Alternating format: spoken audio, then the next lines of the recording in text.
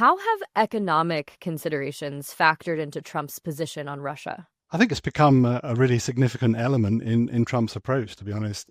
Russia is seen by the US and by the Trump administration as a key potential partner. The US is trying to figure out whether they can do energy deals with Russia, whether they can work together on developing, for example, the Arctic, which is something that Putin has offered, whether they can work together to take advantage of new trade routes.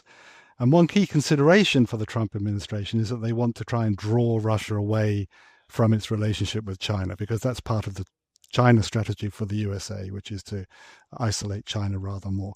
I don't think the Trump administration is naive enough to think that Russia will break its ties with China. The two countries have become very close during this war. Russia has become very dependent on China, both for political and economic support. But they want to try and lure Russia away from over-dependence on China to reduce its involvement with China.